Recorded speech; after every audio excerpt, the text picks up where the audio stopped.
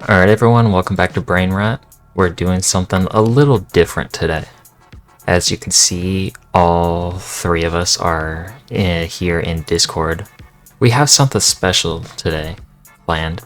Today we're going to be doing an interview. But not just any interview. We're going to be interviewing a personal friend of mine and a small-time indie game developer. You may have seen his content on my channel or very early on in Brain Rot. It is the head of Antique Gear Games, Vincent. I'm here. Am I required to say something funny? You can, if you have any catchphrases. What's gaming? That's it. Welcome back to Brain Rot, everyone. Okay, now that we're actually doing it, it feels really weird. But so yeah, we prepared a list of questions, and Vincent has not seen any of these questions at all. So this is completely going to be off of his head answers. He has not been prepped on what we are going to ask. So, why don't you tell us a little bit about yourself? Like, what got you into gaming? Like playing games or making games? Both. Alright, well, it all started when my dad installed Insane Aquarium, Feeding Frenzy, and Hamster Ball on our PC when I was like a fetus. And so I love those games. And then we got a Wii, but before that, I just played on my grandma's Wii. And then we got a Wii, and then I played on the Wii. And I got my own PC, and then I played on my own PC. That's how I got into gaming. And for game development, I actually, I forget if my mom made me or just encouraged me to go to this free game development course for children at our local library. And this is actually where I met Phoenix. And just seeing that I could like put like a square on the screen and make it move around, that was really exciting for some reason, and I still don't know why. And so anyways, for a while I just kind of made games off and on, and then about 2 years ago I decided to try to make it a full-time career, and I've made some money off of it, and I've released a couple games on Steam, so not quite there yet, but getting close. And that's it. Is that satisfactory? That's perfect. Okay, good. Yeah, let's segue on more. to Yep. No, you're good. You're good. No, go ahead. Halt. Go. You're gonna ask something. Oh no. I was just commented. Go ahead, bro. Okay. Well, segueing into your passion for like how you've gotten into gaming, what would you say your top 3 games are, and your least 3 favorite games? Top 3 are number 1, Minecraft. 2, crap. Terraria is pretty cool. Pokemon's also really cool. I don't really have a top 3, but Minecraft is top 1, definitely. And then for the least 3 least favorite, probably, let me see. I know I've played a couple of games recently that I absolutely hated. Well, I can't name like top 3 least favorite, but my top 1 least favorite that I've actually played is probably Garten of Banban. And I didn't really care for it. It's kind of trash. Not to crap on them, but it's kind of trash. Is it like actual slop, or is it just you didn't enjoy it? It's like it's like actual slop. Well, I think it was originally intended to be ironic, but a bunch of kids took it seriously, and then they decided to make a bunch of money off of that. So I don't blame them. I would definitely do that as well. I wish I could do that. Just gotta chase the bag where you can. Yeah, exactly. So it was just kind of not. It's just kind of nothing. I don't know. It's kind of trash. Yeah, I have to double check. Yeah. That shit is dog shit. Yeah. I remember watching somebody play it, and just an hour in, nothing happens. It just, I don't know. Yeah, I can barely run it on my crappy computer as well, and it's like there's like nothing in the game. They have to have a bunch of like post-processing effects that make it look 0.5% better. So it's I don't have a bottom three. You kind of already answered one of our previous questions about what got you into game development. Yeah. I mean, there's probably a better place for it, though. It's not a problem. If anything, we could just take we'll just that go into the next little one. segment and just okay. Next question would be, what is your favorite project that you've worked on so far? Like my favorite result or my favorite time spent on a project, because some projects are really fun.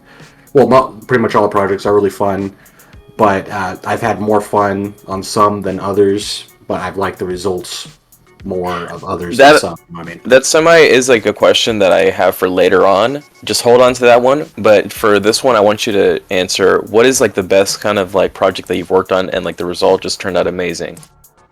My favorite project is probably Comet Rogue. I'm pretty surprised at what I was able to do with that. My favorite part of the game is probably the core gameplay loop, although it does have a really nasty positive feedback loop, which is where if you're doing well, then it's easier to do even better, but if you're doing poorly, it's even harder to do well. It's really fun because it's a push your luck mechanic, so you're almost always struggling to try to get as much money as possible, but at any point you can dip, and but you gotta figure out at what point that is. So that was really fun, and also just the number of items I was able to put in there, unique items that aren't just plus 1% speed upgrade or plus 1% defense, right? That's trash. Make your items do cool things. But most items in Comet Rogue do some pretty dang cool stuff. So yeah, so my answer is Comet Rogue. Is that correct? That's wonderful. I can personally confirm that Comet Rogue is very luck based. I have personally been fucked over by that game several times. That is a skill issue. Very much so, yes. But there's also luck, a good bit of luck. So now, going back to what you said previously about your best time spent during a video game process, that actually segues into my next question. What would you say is the best and worst parts of game development for you personally? Ooh, interesting. The best part is probably coming up with ideas, and a lot of people, a lot of people just want to be the idea guy, right? And so I also like executing on these ideas. It's also really fun. But coming up with ideas is also in a way the worst part, because it also feels great to actually have something concrete that you're building, because that's just really satisfying and also really, really reassuring, because you can actually see and hear and feel it. But sorry, I had a brain fart. I had a brain rot moment, guys. Okay. He said the thing. He said the thing. He said the thing. He said the thing. He said. That was insane, guys. But no, it's also in a way the worst part, because you don't know if an idea is actually good until you try it. At least that's the case for me most of the time. So what most people love to do is they'll think of an amazing idea. Think I'm gonna make No Man's Sky, but it's also an RPG with 50 classes and an MMO, and you could procedurally generated weapons, and it's gonna be really cool. And it's okay, make that, actually make that. And so coming up with ideas is pretty stressful as well, because you gotta come up with an idea that you can actually do without too much difficulty.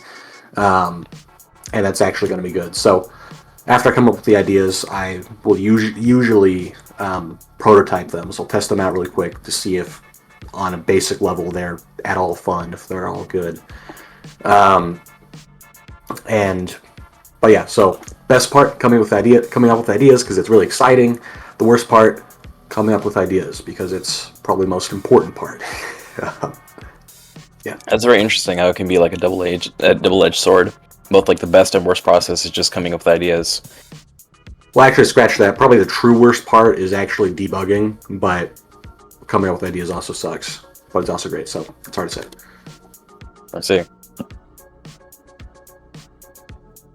That's interesting. I like how you were talking about money because here I am a pocket watcher. So A pocket watcher. oh yeah, I'm a professional pocket watcher. I always want to see how much bread people are making. So I just want to say, you don't have to put a specific number on it. You can have specific numbers. I don't care. Whatever But stats you want, you can have them. You can have them. how much do indie games really make? You know what I mean? Like, is it worth it? Is it worth it? It depends on if you suck or not. Well, let's look at Comet Rogue. So Comet Rogue has 19 reviews, and I released it late March this year, I believe. And so it's grossed about $3,650. And it's a $5 game.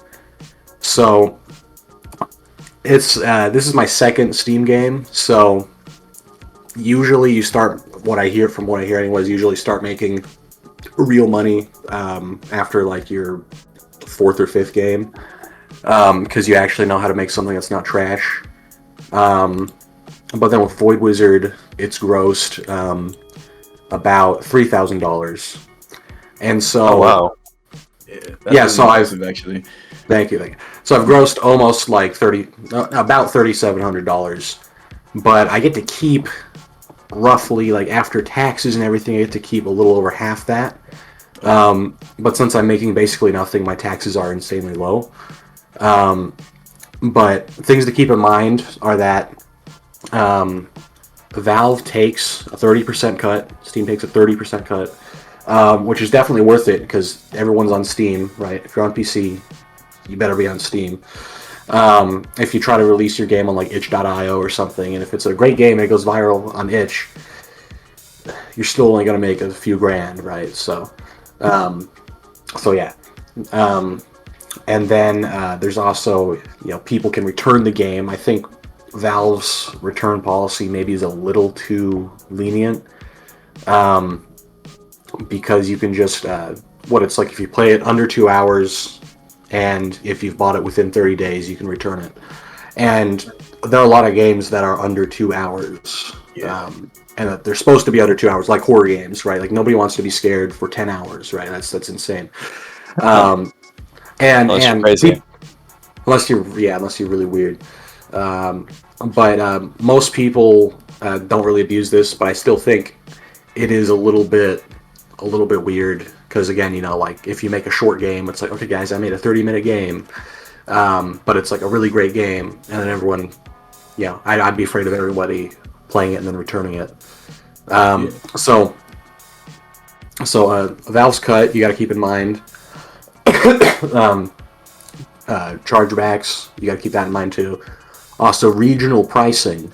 If you see, this game sold 1 million copies, and they're probably still doing quite well, but it could have been 1 million copies in Africa or some poor continent or country, right? So that first thing that came to the top of my head, even though Africa isn't a country. But I'm not looking at you, Nick. But well, if you're listening, Nick waved. I'm trying to hold he's you. black, so. Oh no, don't worry. I'm trying to hold you. You good? But with the regional pricing, you'd usually charge less in poor countries or poor regions than you do, like, say, here in America, right? So if you're like, oh, the game is like $10 and they sold 1 million copies, then that means they have $10 million. Well, it's like, wait, regional pricing, yeah, it's $5, so it's $10 here, but it might be $5 somewhere else. Valve takes a cut. There are chargebacks, and also sales. Most Steam users only buy stuff when it's on sale. And usually something like 10%, that's nothing. That's nothing. Like, that barely counts.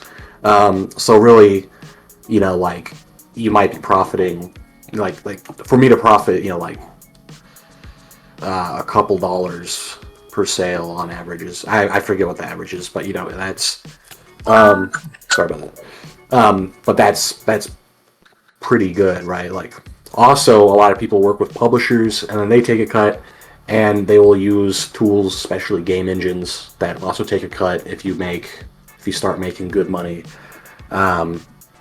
So is it worth it? Only if you really, really, really want to, and you think you can be really good at it. So yeah. Okay. I like that. Oh wait, I do have a follow-up question to that. No. Which, oh, my Yeah, bad. sure. Now go. Shoot. Do you think so you talked about the split or whatever, right? I know when it comes to like sometimes with like YouTube or Twitch or something like that, they have like partnership incentives. Is there a thing like that for like indie games or not? Well, sometimes indie games do pay, indie developers do pay YouTubers and streamers to play the game, right? So that would be related, right? But I think that if your game is so uninteresting that you have to pay money to get YouTubers and streamers to play it, then your game is probably just going to fail anyways, right? Like if the only way you can get eyeballs on your game is through paid advertising, then what's going to happen is you're going to get a bump, and then some people are going to see it, and then nobody's going to care, and it's going to go back down. So I don't think I don't think a whole ton of marketing is always necessary, and marketing might look a little bit different than people might assume, right? They might assume it's like posting on Reddit and Twitter and stuff, but usually what marketing for indie games looks like is going to people with larger audiences than you and asking them, say, hey, here's a thing that your audience really wants to see, it being a game. Can you please show it to them? Here it is for free for you, and any other here's like assets you can use for thumbnails and everything, right? A press kit, right? And so that's not only YouTubers and streamers, but it's also like festivals, and just maybe other big people that might even just tweet about your game, and that's also kind of Steam to an extent, because they have a big audience, and so you're going, hey Steam, I'm going to provide some traffic to my game to show that it's not just some AI slop, it's not just an asset flip, it's a game that I actually am trying to make into a quality game, and that some people actually do care about. And then the Steam algorithm, much like YouTube, will hopefully push that out to more people. So yeah, it's basically going out to people that have bigger audiences than you. So usually not really like a partner program like you're thinking, but kinda. Okay. Yeah, makes sense. And do you feel like there's like a weird representation of like devs or solo devs or whatever on the internet? Like what kind of representation? I don't know. Like every time when I see a dev, it's always like that one guy with the fedora picture or something like that.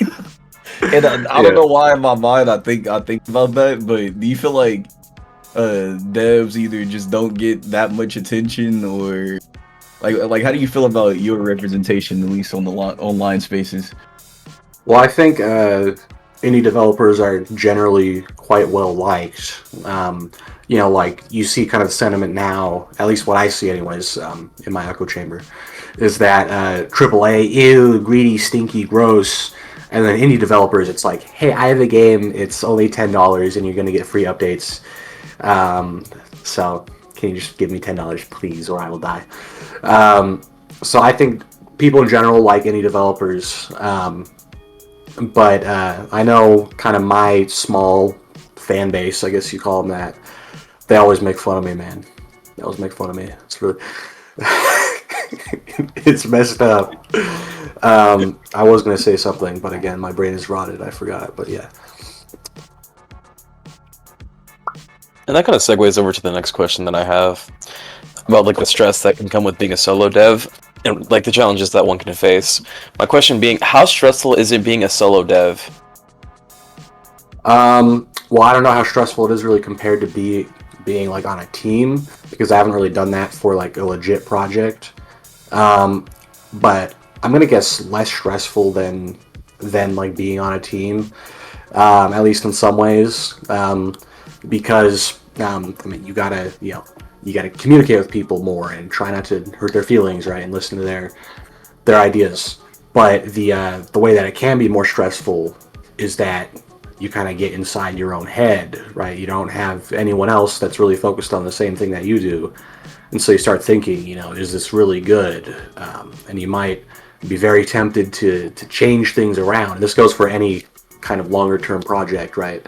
But especially with the game, because you have to freaking playtest it so much, you start thinking, like, is this actually any good? Is this actually any fun? I'm not having fun playing it. Um, so yeah, you do kind of get inside your own head, but it's not always a bad thing. And for me, like my position right now, I live with my parents. I'm not that old yet, so getting there though. So I'm gonna have to make this work pretty quick.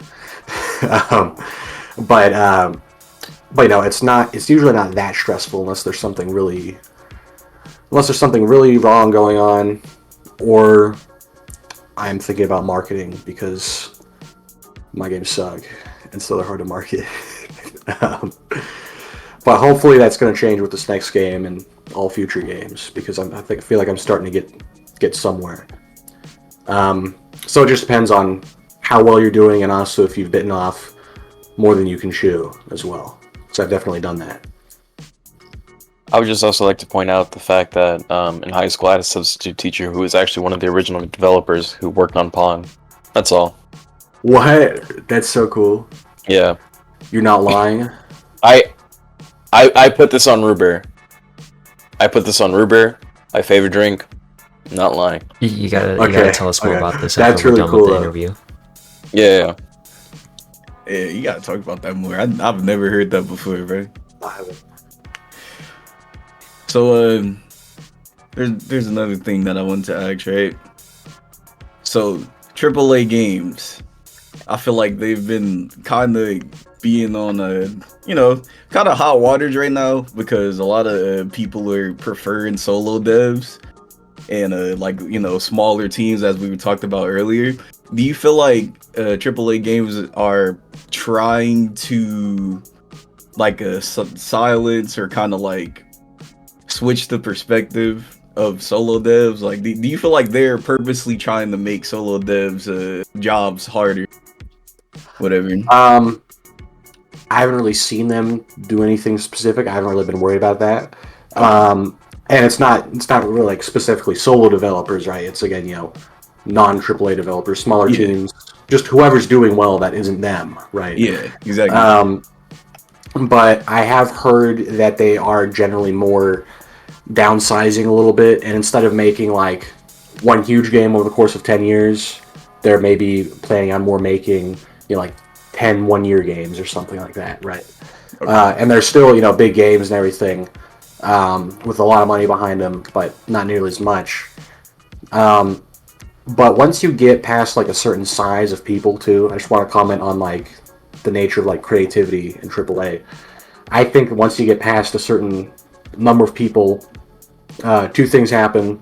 One, you kind of get this design by committee type thing, right? It's harder to have a clear vision from just like one guy or a couple people.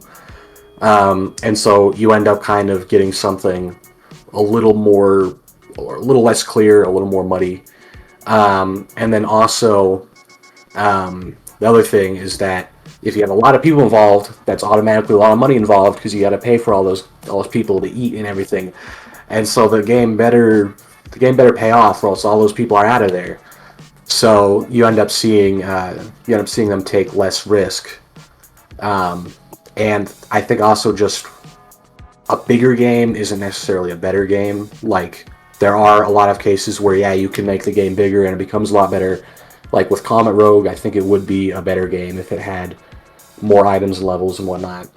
Um, but like after a certain point, it's like, okay, we added in another 10 items. Well, it's like, well, that's on top of the 200 items you already have. So does that really make a difference for anyone who's not like a diehard fan, right? So what I'm trying to say is that like even like more complex systems too, like or more complex things that players have to do, you kind of get diminishing returns. And so I believe in generally more elegant designs, ones where you have a simpler rule set and fewer things that players have to do and learn, but with still a pretty good number of interesting outcomes or interesting states that the game can be in. So, to answer your question, they're not really trying to kill us, I don't think, but they don't like us. They don't like us, at least the successful ones. That kind of reminds me of how Call of Duty was like being outsold by Lethal Company around that time. Yeah, That was crazy. yeah, they were. It's funny. Well, like one furry makes a game, and it does better than Call of Duty. Yeah, W furry. It's insane. My goodness. Goes to show that you can't always rely on brand recognition. You actually have to make a good game, the good gameplay loop. Nope. And I don't think it's just making a good game though, because I think there are a lot of games that are pretty dang good, but go unnoticed because maybe they're not interesting enough, or maybe they didn't get enough of a push, right? So I think that your game does have to be. I think your game has to be one of two things. One, it has to be a great game that people love, and how that works is that it spreads through word of mouth, right? So it's like, it's not really initially very interesting, but once you start playing it, you're like, this is the best thing ever. If you look at like Vampire Survivors, right? That was an example of a game that kind of looked like trash until people started playing it. They're like, oh, this is great. We got to spread this. So word of mouth can be very, very powerful, but also the other way, I think, to succeed, and again, kind of take it with a grain of salt because I haven't really succeeded yet, is to make a good game, a game that's at least good, right? But to make it like really appealing and to have like a strong fantasy, right? Like if we have like two games that are just pretty fun to play, and one of them maybe is just like a game where you run and jump and grab coins, that's not very interesting because that's been done a million times before, right? Sounds familiar. But maybe the other game is one where you're like, maybe it's like, this is kind of ambitious and not a really fair comparison, but maybe it's something like Fallout or Skyrim, but with like a superhero setting, right? So you can make your own custom superhero. It's like a superhero RPG, right? That, for most people, is probably a way better pitch, right? And it doesn't have to be, a big idea like that.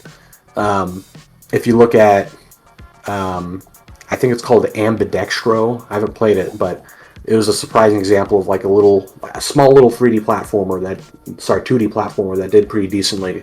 It's where you have to control like two wizard guys at once, and they go through like different obstacles, and you have to get them to meet together and merge into a more complete wizard.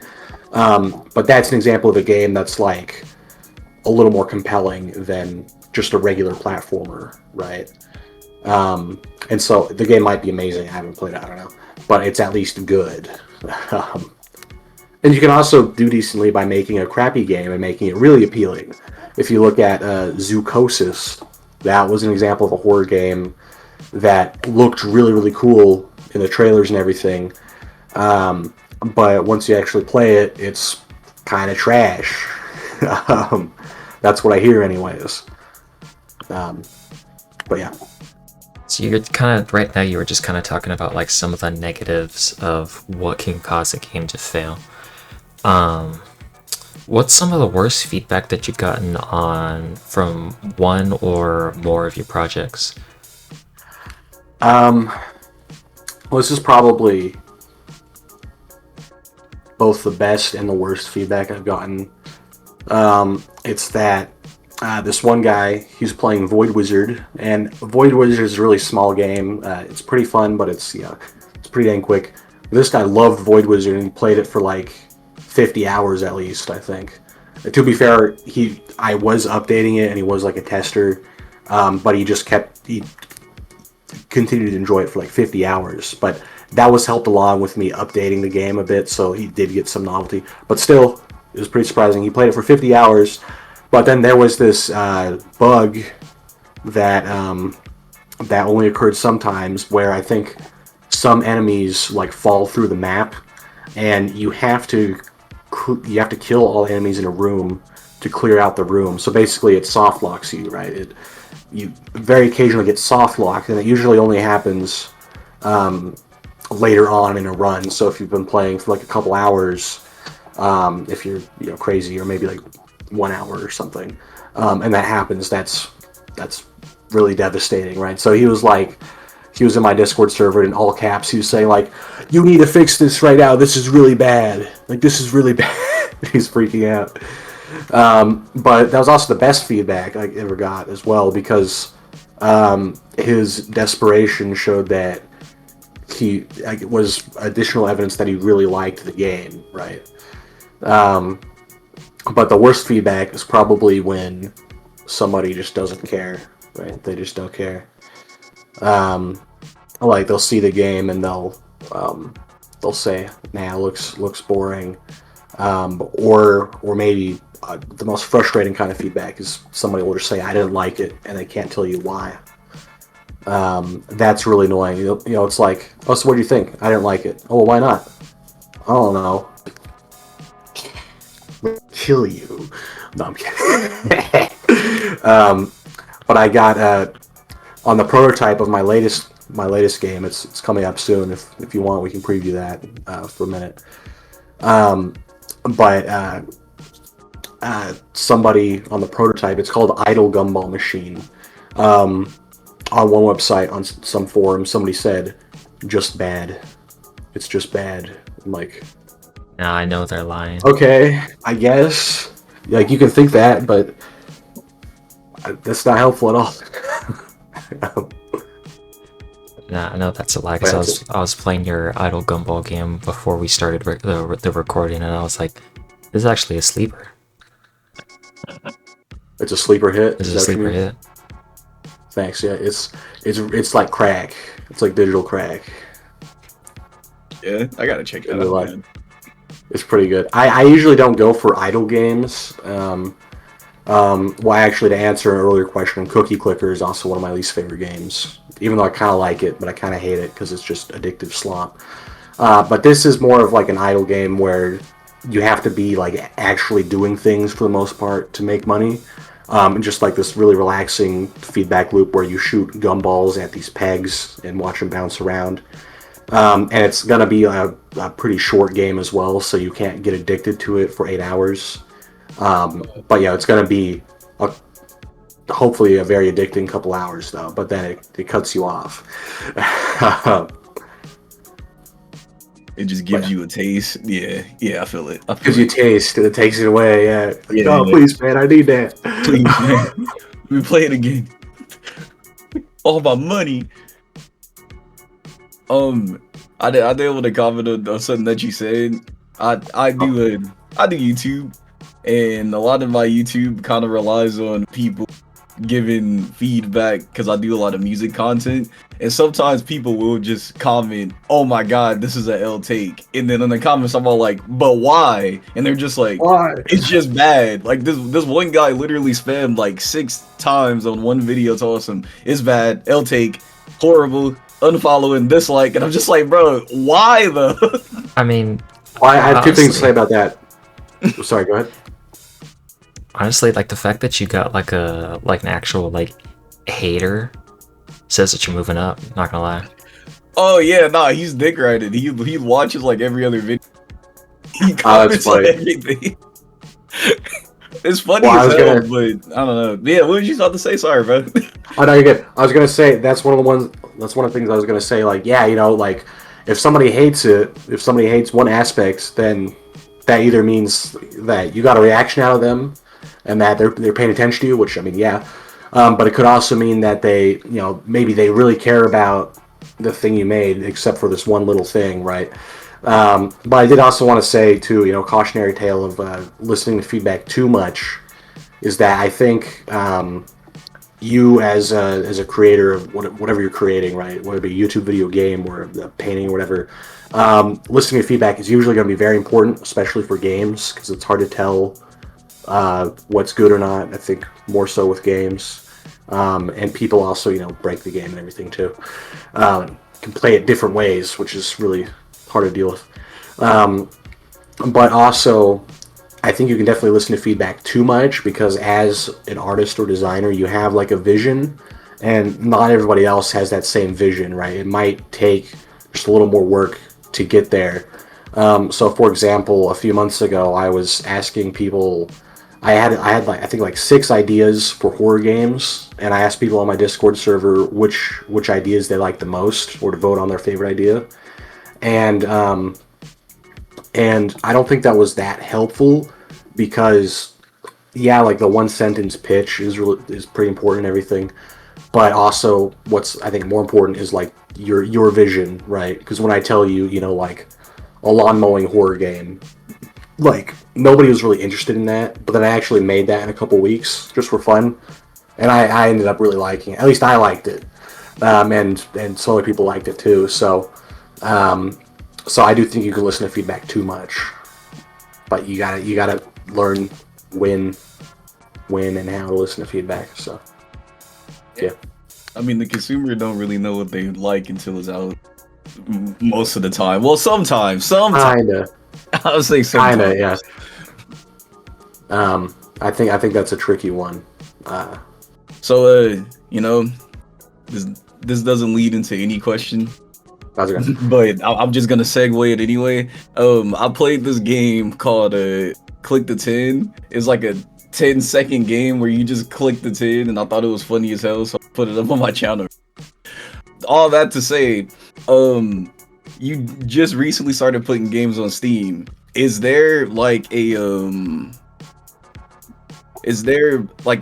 set rules or like conditions that you have to meet in order to put a game up on Steam, or can you just put whatever? There are definitely rules, but for the most part, just do everything that they require for like your store page, right? Like you have to upload like a whole bunch of like capsule art, just like thumbnails and stuff, and add a description and thumbnails. And I don't think a trailer is required, but you really should have a trailer. And also give them $100. You have to pay? Is that per game? Yeah, you gotta or pay just $100. like a basic entry Take it fee? up there. Yeah. And that's basically it. So you can, as long as you can put together a store page and have $100, you can put whatever AI slop, whatever Gooter game, whatever other garbage. So that I'm a fan of the $100 entry fee though, because I mean, just because that does help regulate it. That does help. I'm not sure if I got the answer. But was that like a one-time entry fee, or is that per game? Oh, that's per game, yeah. So That actually does deter a lot of people from Yeah. just putting whatever on there. That's actually pretty good. yeah, because if it was a one-time $100 payment, then you could pay $100 and upload 1,000 AI slop games, right? Mm-hmm. You can completely automate that almost, which is like, no, you shouldn't be able to do that. Mario, I bet you want to do that, huh? Oh yeah, 100%. Oh, Just yeah, put a good. bunch of shit posts all over Steam. Just ruin the website. Not even that. Just try to make money with garbage, because like that kind of stuff is actually funny sometimes, but this is like just nothing slop, Editor, just It's like put a hard. bunch of like giant dollar signs on my eyes. Yeah. Have you seen those Shame. games? Have you seen those games where people will charge like $100 or maybe like $1,000 for it on like the Play Store, and it'll be called like I Am Rich, and it's like, buy this game to show your friends that you're rich, and it's just like an app that just says like you're rich, or you paid $1,000 for this. It's stupid. That sounds like something out of a Mr. Beast video. Exactly. Basically NFTs. Um, Yeah, take that shit to Roblox. yeah. Actually, never mind. Don't take anything to Oh Roblox. no, They're kinda don't. weird. Yeah, don't. Yeah. Don't think, please. Yeah. All right, Hey, cut that out. cut that out. Cut that out. Mario loves Roblox. No, do Whoa, not whoa, cut that. whoa, whoa, hold on now. Hold on now. Wait. We get canceled before we even start off. Oh nah, this Life might be our has most viewed Roblox. video. Hope not. I don't know. I hope so. So you Yeah, guys yeah, finally get yeah. some money. I hope so too. No, I think this video will do fine. Yeah. It's like a very different video than what we usually do. But like, oh wait, actually, I have a follow up question to that one. No. Would so like, do you feel like you have to make a game that's longer than the 2 hours or whatever? Because like like you did say before, oh they have like a thing where you can play the game for 2 hours and technically still take it back. Do you feel like most people are trying to stretch it out to like 4 or 5, 8 hours a gameplay or? Yeah, I do feel that way. I think also that if your game is like exactly 2 hours long, a lot of people will assume that you stretch it out to fit that 2 hour requirement, and then they think, oh, the game. Even though I enjoyed the game, it was garbage because it did that. So I feel pressure to make it like 3 hours, right? Yeah. Because if it's like 2 hours, 15 minutes, or 20 minutes, then that's basically just 2 hours. Except for like some genres of games, I can't think of many other than horror games, or really any other than horror games, right? Because again, those can be, at least if it's a cheaper horror game, those can be, like 30 minutes even. So those can be pretty dang short, and people won't complain.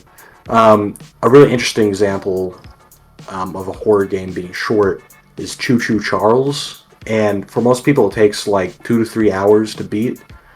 And the developer of that game, I believe, in America, the base price, he's charging $20. Damn. It's a really good game. It's a really quality game, and it's.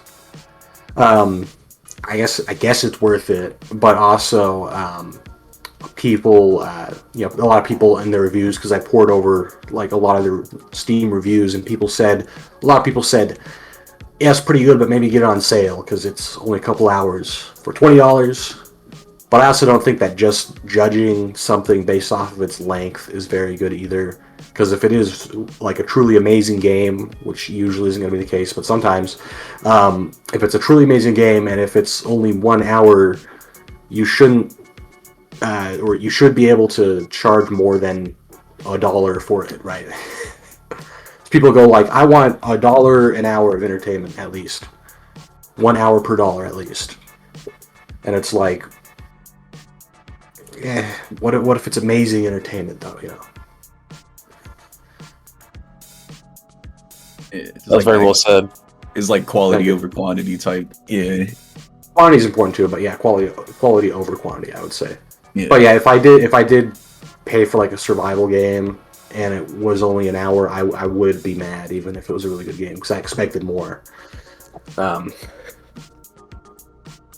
the discussion of like quality, it actually kind of segues into the next question that I would have. What is the end goal of your developer career? Where does it all end? Like, where do you see yourself? I guess, to put it simply, where do you see yourself in 5 years? In 5 years, not the end of my career, hopefully. No, just in general. What's the end game for your career? Probably to make really, really cool and good games. And also, like, I think there are a lot of games that are morally bankrupt, right? Because, you see games that are either just Skinner boxes, where you do, like, repetitive tasks for hours, which some repetitive tasks, that's fine, whatever. We see games where you do all kinds of things that I don't think should even be simulated, like Like, I don't think GTA is good. I don't think that should exist at all. um, and That's a Hot hot take. That's take. a hot take. I That know. is a Same, super hot take. same for Schedule One, but to a lesser extent because it's less violent. You cannot I still get to play it. I have it on Steam. No, that's a good argument. No, that's actually a solid point. Then I think so. Yeah.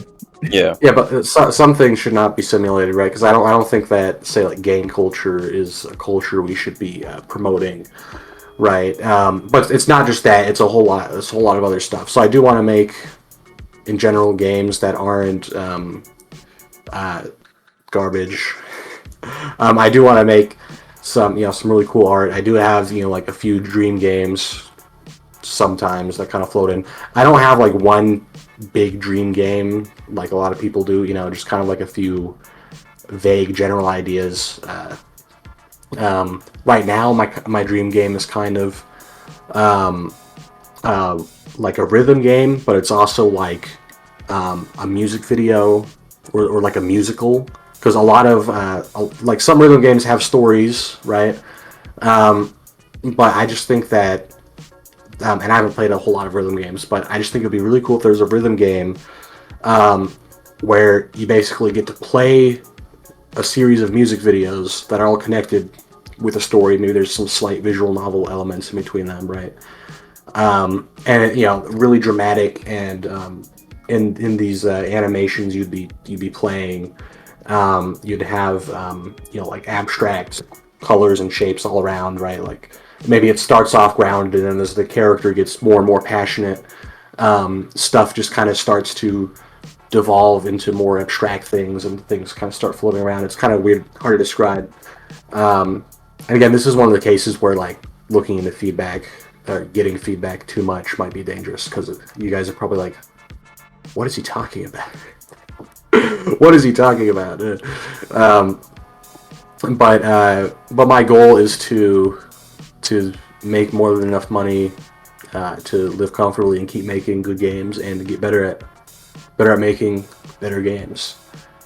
And I think pretty soon, I think it would be cool to work on a small team. I think that'd be cool. But yeah. Oh, sorry. This is my. You're good. I thought it was someone else's turn. Sorry. I'm just looking at the questions like. It's like, what's he waiting for? My bad. How dare you? Well, that's my next question. I would like to ask you though. Do you ever want to join a big development company? Is that something that you're interested in? Because I know you're talking about like the pros and cons of like being a solo developer, where like you don't have to really share your opinions and thoughts on like other people's like ideas and whatnot. But like, do you see yourself ever like wanting to join a big development company with other people? No, never. At least not a big development company. Like unless I was like, maybe if I was like somehow the director or something, but I don't think I could, like be indie and then just instantly be the director of some AAA studio, right? But like I don't really know what it's like, but to work on like a small to medium-sized team, like maybe like at least one other person to maybe like 5 other people, right? That could be really cool. I am about to sort of be on a team, but that's because I'm working with some people who are going to work on the localization for Idle Gumball Machine and some of the marketing. But I don't. Not that that's not important. Not that not that it's important. Whatever. But I don't exactly count that as being on like a team, or at least in the way that that I was picturing. Right. I was thinking more. Like. I'd hop on a call, maybe not every day with somebody, but frequently with people, and we would have to work together a lot more, right, on maybe more creative things as well. That's wonderful. It's beautiful.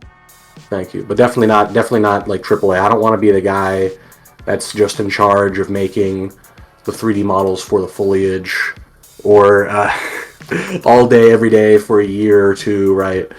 Or some garbage like that, because I'm not specialized. I'm a generalist because I have to be, but also because that's what I like. So I don't want to be stuck messing with the grass physics for 2 years, right?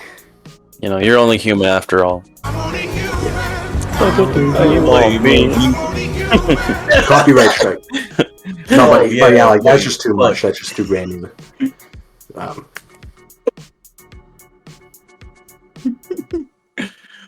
So you know, me and Fiend make content.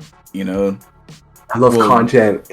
Yeah, baby, we make YouTube videos. You know, Mario Fan 188. He also content streams. You know, we see him whenever he's live.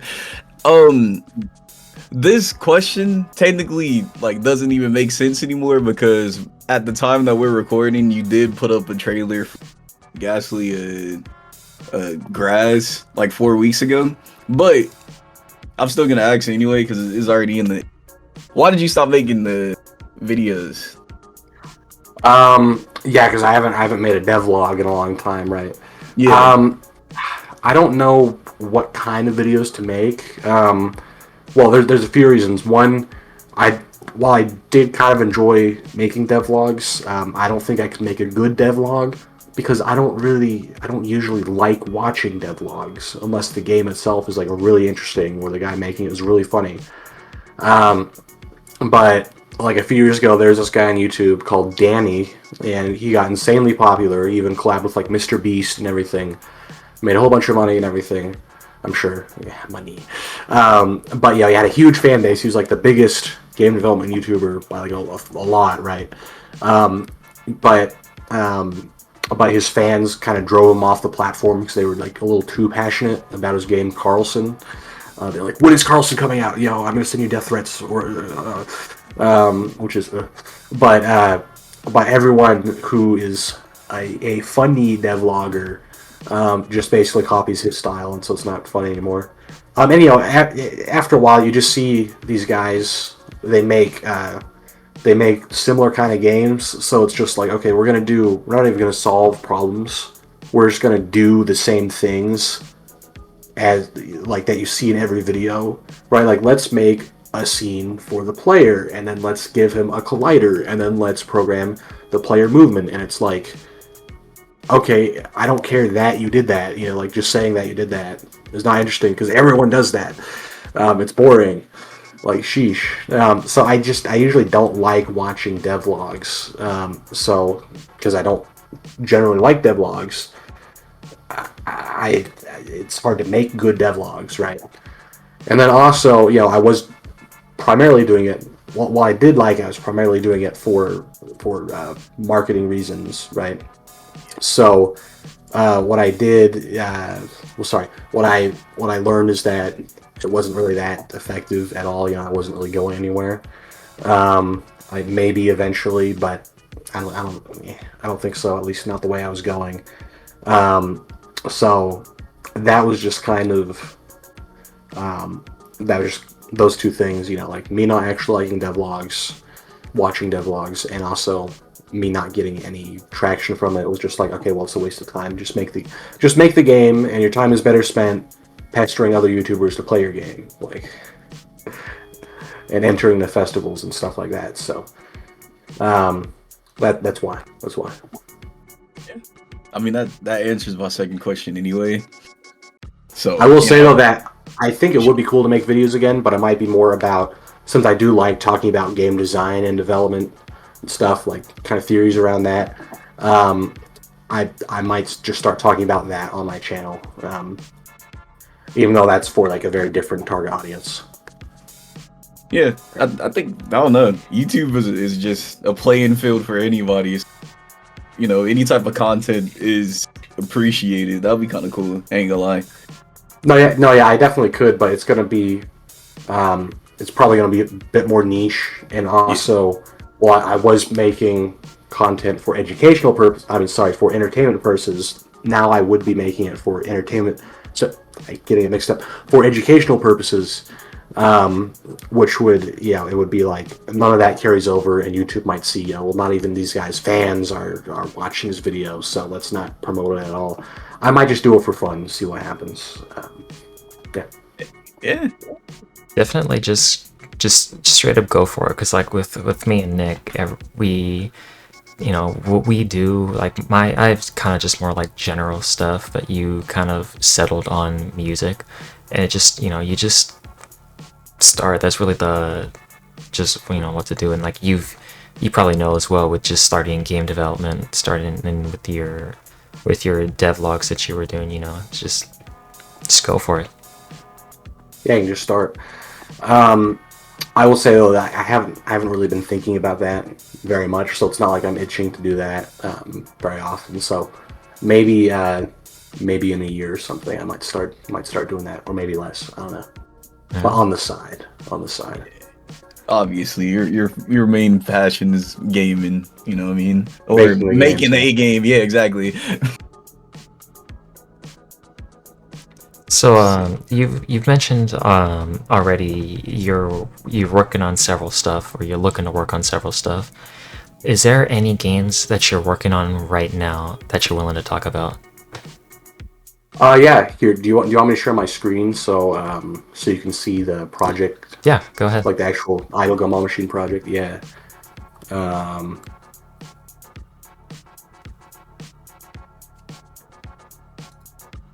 Can you see that? You guys can see that? Yeah. Yeah. Alright, so this is Idle Gumball Machine. I made it. There's no Steam page out for it yet, unless this video takes a while to get uploaded. It's coming soon though.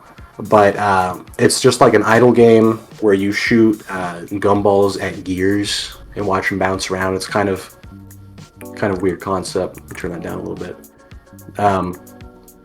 But you start off with just like each gear being worth one gold, and then eventually you get upgrades that make them worth more gold, and all sorts of crazy stuff starts happening. And so I made this version that's very close to this version of the game in about 3 days. And so I released it on itch.io, and it's been played I think pretty close to 12,000 times. So and people generally seem to like it, and idle games are pretty hot right now. And I know I said I didn't want to make games that are like Skinner boxes, and this is kind of a Skinner box, but not really. It's fun. You do have to aim, and there's decision making, right? Like, do I choose this one or do I choose this one? This one's cooler though. But this is just going to be a quick project, hopefully just like a 3-month project. Well, 3 more months. But yeah, it's pretty fun, and it gets pretty crazy later on. You can have like up to 3 balls, at least in the current version. Some of these upgrades are really funny. Like, you can't see him very well right now, but this guy's called the Gamer. We have Dust Particle, Stupid Horse, and Time Flies, which makes time go by faster. So I just like adding stupid stuff, and also the King. He's like a chess piece and a reference to something. But yeah, this is the game. Do you guys have any questions? Did you guys want to see some of the source code so you can hack it? I mean, me personally, no, because I'm not really that computer savvy, but my only question does look fun. My only question is why is the limit 3 balls? That's just for this version. You might be able to have more balls later on, because my current plan for it is to have an upgrade that you get later that expands the actual like part where the ball gets to bounce around, and so it's like a wider space. So it might make more sense to have like up to 5 balls or something. But I wanted to make it so that way, like each ball still feels meaningful. Like there's this anticipation, right? Because it's like when you shoot the ball, it's like, how many times can I get it to hit the peg? Only once. That sucked. It's like gambling. Yeah, it's like a little bit like gambling, but you don't really lose. But so if you could just crap out an infinite stream of balls, Bro, it sounds so weird. Somebody play the sus sound. But if you can just do that, then that kind of takes away all meaning. Yeah, the vine boom. It's a good sound. Thank you. Oops. But as you can see, you can buy more things now. It's gonna be pretty cool. It's gonna be pretty cool. The idea came to me in a vision. An angel came and he said, "You gotta make a game where you shoot balls at things, and it's an idle game. It'll be like crack. So look, you can buy crack. See, it's called crack." But anyways, let's show you some of the code. Basically, this is what a Rush little indie game looks like. Here we have all the stuff in the game. All of these nodes. These are like the things in the game, like over here. And then some of these things are made out of a bunch of other things. So if we look at the upgrade menu, it's like its own scene, and each upgrade is also its own scene. So that's kind of how Godot works. And this is what my crappy code looks like.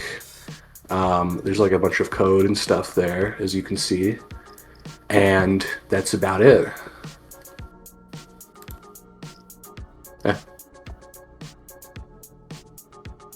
My brain just shut off just looking at the code.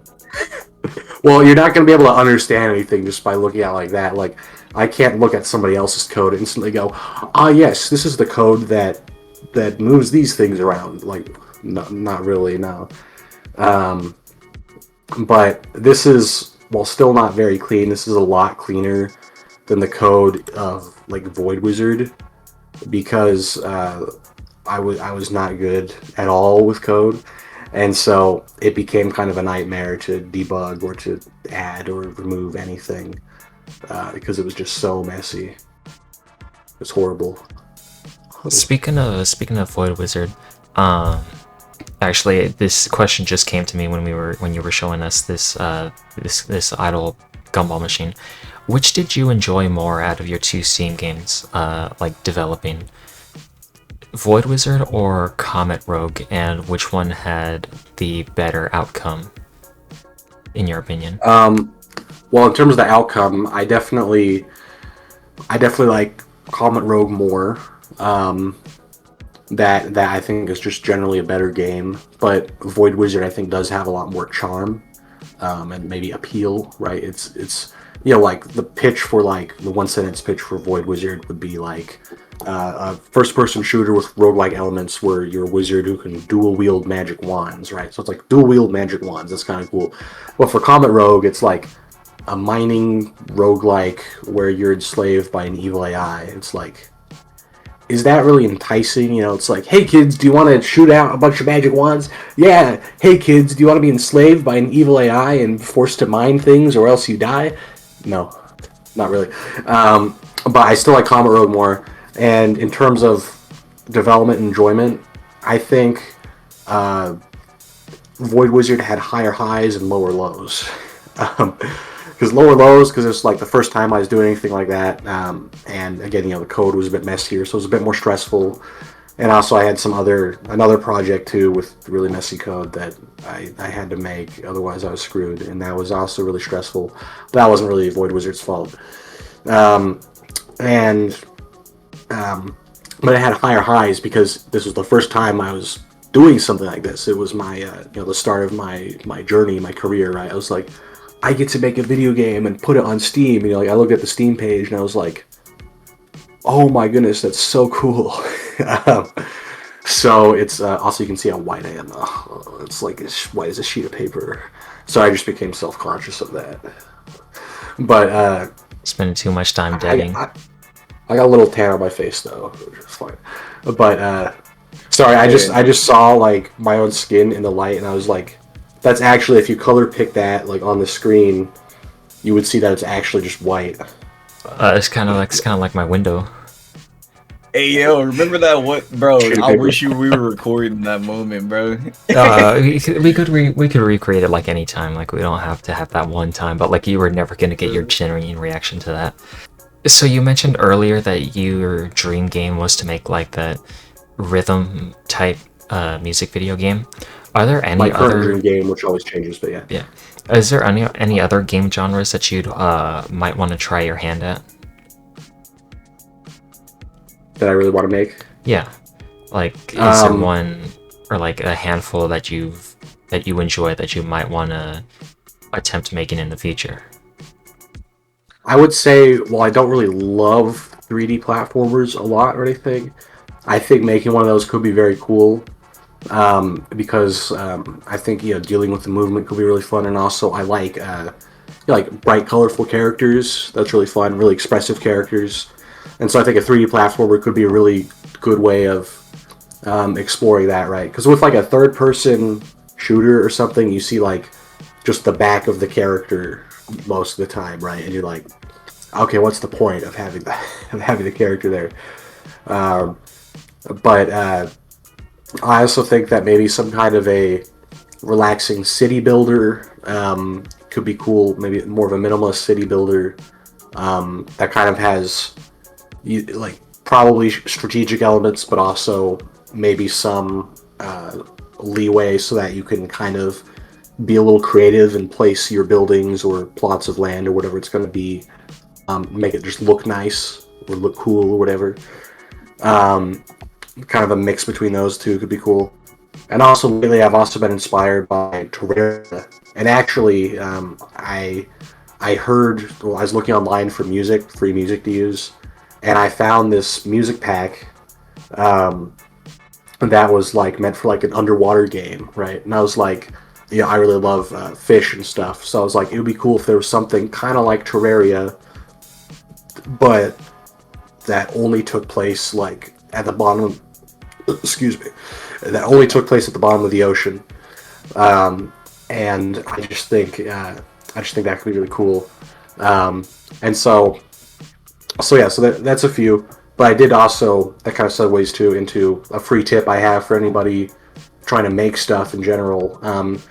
Like if you're trying to find, and this isn't sponsored, it kind of reads like a sponsorship, but it's not. If you're trying to find like free music, and also just cheap music for your project, wherever it is, like a YouTube video or especially a game or an animation, whatever. This isn't the perfect way to go, but Discord I doesn't would want to recommend. sponsor. It's not a sponsor. It's not, but I'd recommend going to itch.io or opengameart.org. They have a lot of like free stuff on, and because a lot of people, I'm guessing a lot of non-game developers do is, well, they don't go to game development asset sites, right? They just go, they look up, like royalty-free music, right? And they'll just find like the really popular stuff, which is fine. But then if it's a piece of music that you recognize from like 50 other things you've seen, that kind of really sucks, right? Like Kevin MacLeod, for example, he's probably the most prolific royalty-free music guy. His stuff is like, I guarantee you've heard several of his songs several times. But I wouldn't ever use any of his stuff because everyone's heard it before, and you can just tell it's just some generic royalty-free crap, right? Again, it's not bad music, it's just that people hear it all the time. So if you want some like lesser known sources, go to like itch.io or opengameart.org for like cheap and free stuff. And I don't get anything for saying this. I just think for a lot of people that could be really helpful. Get some actual good music. Maybe if this video does well and they blow up, you'll get they'll start sending you free stuff. Yes, free stuff. I love free stuff. Probably not though, but yeah, never know. So Wait. Before you ask the question, Yeah. I got another question No. that I just thought about. So what is your we talked about music. We talked about you trying to, or your big one of your big projects is like a music-based game, how important is it for like the like games in general to have like good music? What's your favorite game with like amazing music in it? You know what I mean? Because I have a few in my mind.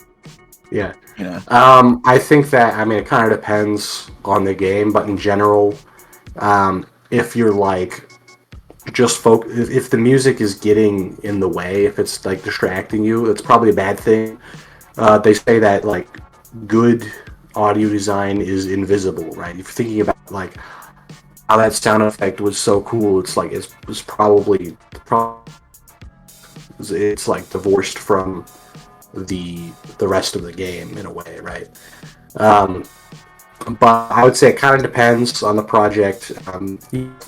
If it's like a survival game or something, you buy with just good like ambient audio design or whatever.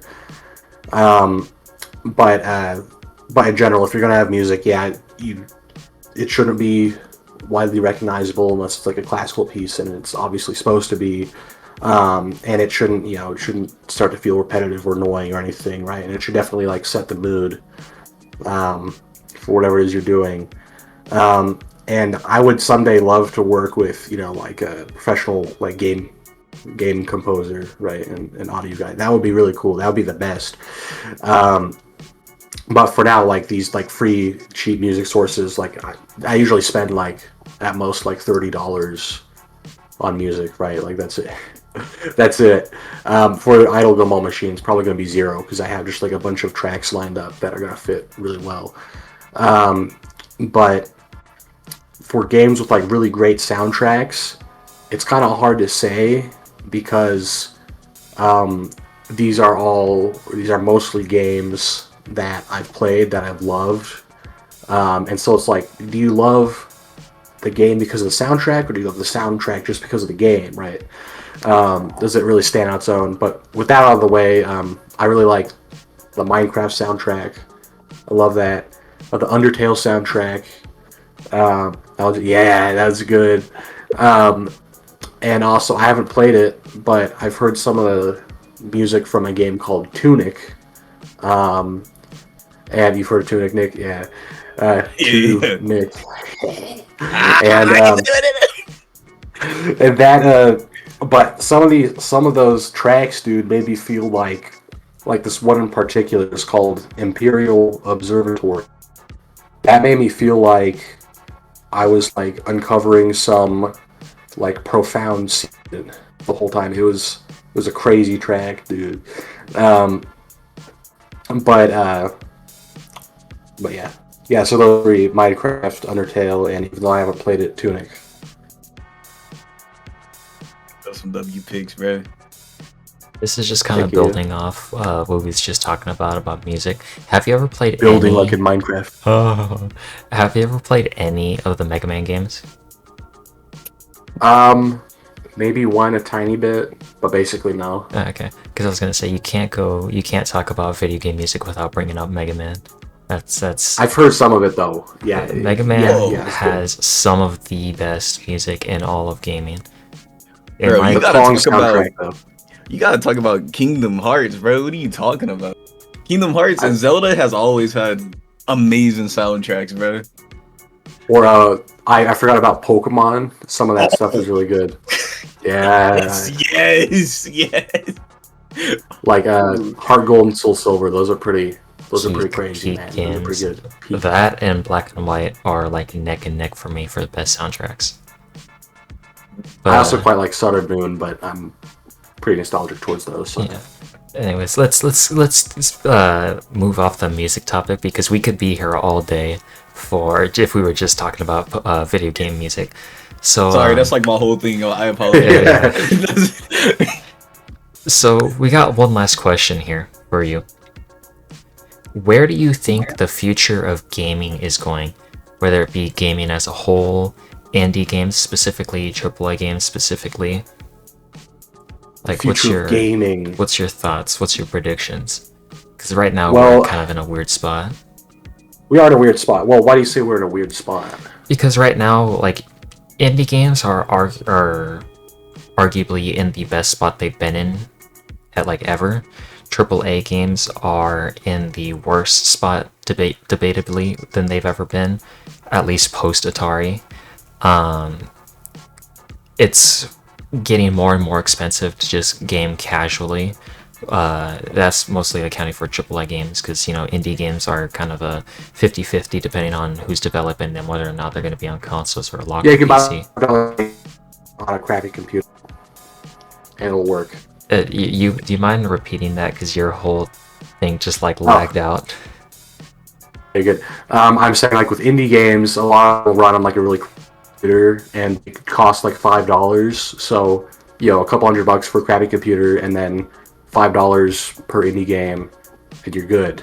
You're good to go for a while. And fan games, yeah, you can't forget about those. Those are free. And piracy, can't forget. No.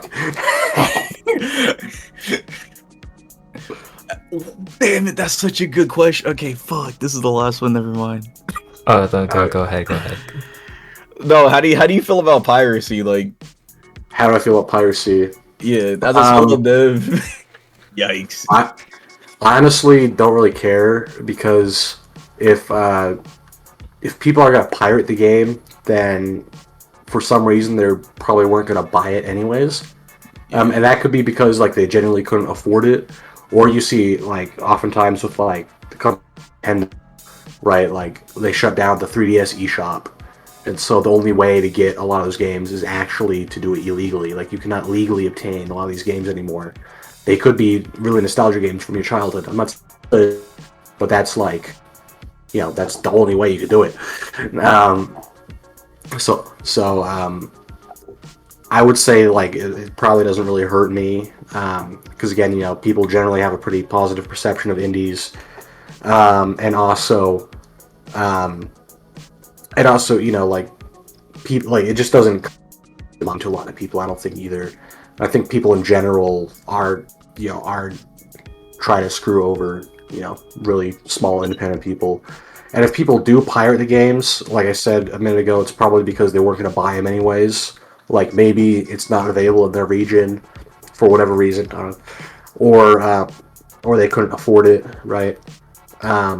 So I'm not saying it's a good thing, but I don't really care. So because I don't really think it hurts me.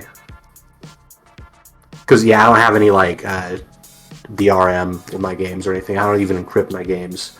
I don't advertise that, but people are gonna crack them open anyways. So why bother? Why bother? Doesn't matter.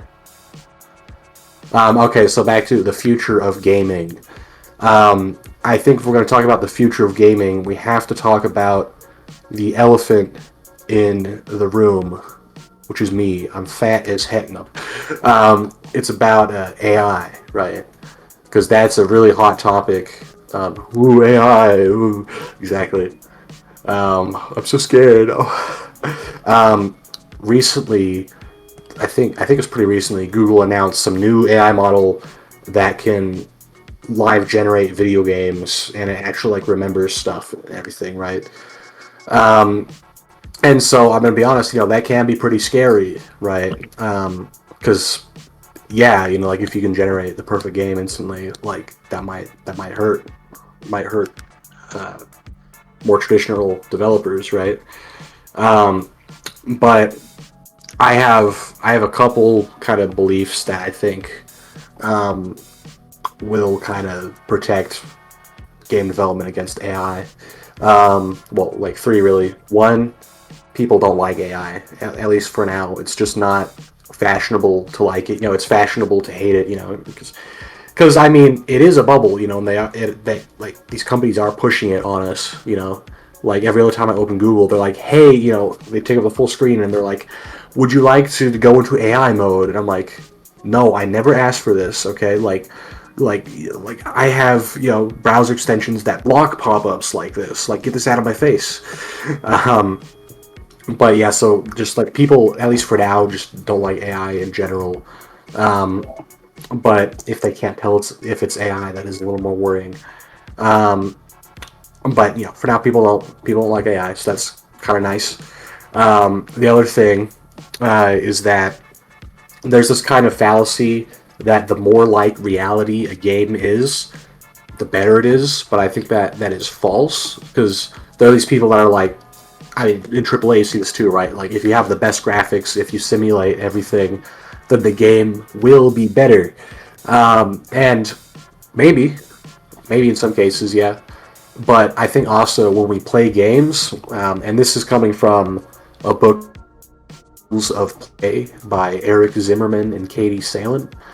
When we perform an action in a game, what we're doing is we're communicating either with ourselves or with the game or with other people, right? So Phoenix, let's say me and you were roughhousing, and let's say I hit you. By hitting you, I'm communicating. Yeah, exactly. By hitting you, I'm communicating two things. One, I hit you, but the other thing I'm communicating, whether it be through my smile, my mannerisms, or through the fact that I didn't hit you as hard as I could, is that it's just a game, right? And so I think there is some joy in that, because we're kind of playing pretend, right? Like, it's fun to play pretend. It's like, so we're saying, one, I hit you, and two, I didn't really hit you. And so that's kind of, I think, part of play. And so if it was a game where you were like fully convinced it was reality, then it wouldn't be a game anymore. And it would just suck. Even if it was a reality where you get to fly around and do all this stuff. If it's not a game or it doesn't feel like a game, I don't think it's going to do well. And you also do see, board games and sports, right? Even though video games are probably more popular than both of those combined now. I don't know about sports, but sports are still huge. They are still doing pretty well, right? Like I'm especially surprised by board games. But that's good, like there's room for the past, right? There's room for the past. And the third thing is that if people could instantly generate a game, that kind of takes away the joy of having a rule set, a game that somebody else made, and that you can discuss with other people, whether it be your friends in person or people online, right? Because if you have a game that only you know about, you can't really talk to anybody about it. And I think also that takes away a lot of the meaning behind it too, right? It's like, yes, I completed this challenge that only 5% of people completed, right? Instead, it's just this challenge was specifically made to hook me for as long as possible. So I did it, I guess. Yay! So I am kind of worried about AI, but not too worried. I also think that if you're an artist or designer of any sort, you're only going to know what's good through practice and trial and error, right? Because when you first, if you're not an artist and you see, say, an animated show or a painting or something, right? And I'm not really a big visual artist or anything. A very good one anyways. But you don't really notice all the little details that somebody had to go in and think about, right? And so it's just after a certain point, may as well just do it by hand, and I think you do have to actually do it by hand to know what details are good and what are garbage and stuff. So that's kind of my response to the AI part of the future of gaming. But as for the general other future of gaming, I think that I think AAA is in trouble. Indie developers are doing really well, and I'm a little worried that maybe I do think it is good if more people get into making games. I think that's a good thing, but that might make it even harder. That might make it so there's even more competition when it's already insane. But I don't know, those are my thoughts. Yeah, that came out of my rotted brain stem.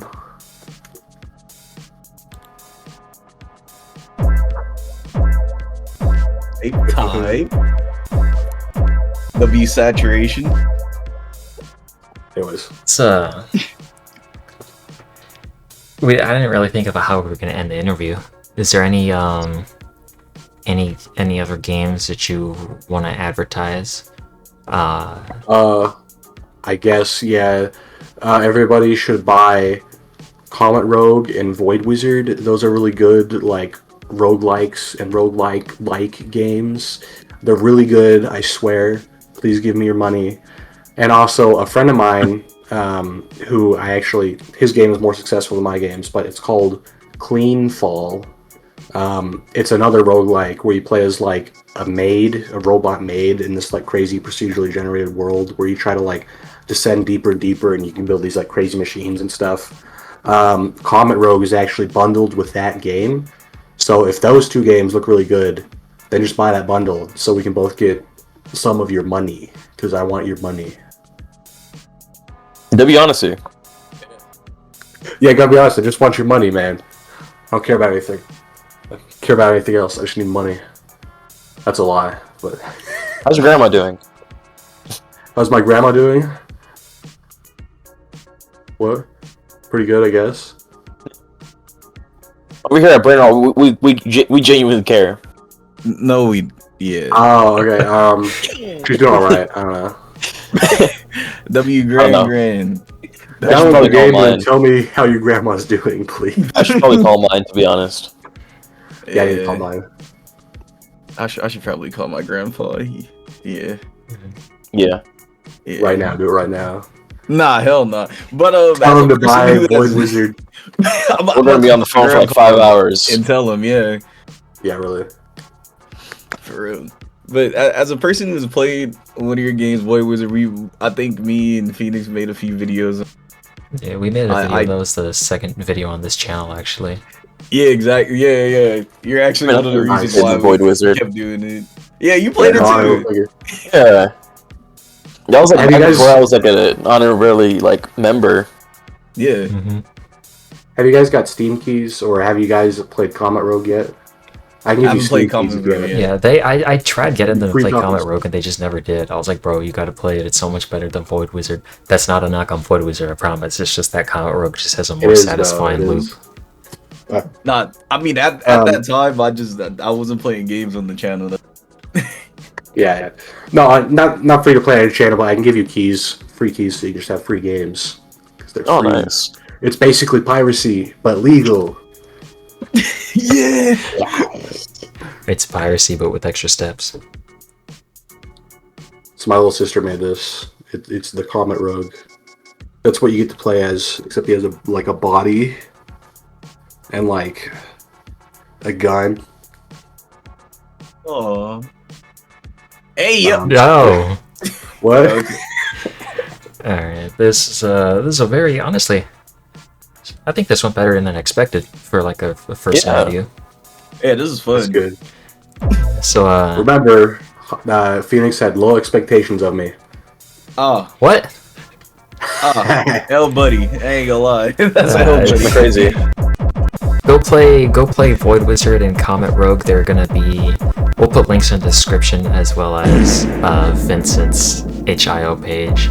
Go follow us on our individual channels. Vincent has his own YouTube channel where he, like he mentioned, he posts devlogs, but he also posts his trailers on there. Mario Just by fan. Comet Rogue and Clean Fall. Yeah, Clean Fall. That's the one that's bundled together. If you don't have both already, just buy the bundle. Mario Fan, you can find him on Twitch at MarioFan188. Captain Nixon's, specifically with an S on both Twitch and YouTube. You'll more likely find him on YouTube. Yeah, I don't stream like that anymore. I'm sorry. Alright, and then I shouted you out already, Vincent, but I didn't spell it out. Antique Gear Games, that's what it is, right? That's the channel, yeah. It's a long name, but yeah. Honestly, it's not that long. I think mine probably has more characters than it. Flaming Phoenix 1425. Oh, okay, yeah. Yeah. You can Also, find me on if YouTube, you Twitch like as well. him, if you like him, go join the Discord.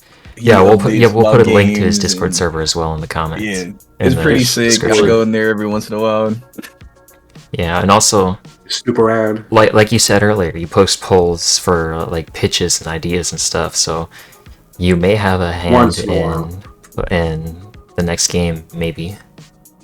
So, yeah. Well, I do definitely look for feedback on there. So, hey, you can just tell me what you think. You can say this sucks, and I'll ask you why. And you say, oh no. Yeah, just put ... so and just piss them off. Nah, you gotta have constructive criticism, but replace every letter with a dot so that way he has to figure it out himself. Oh my goodness.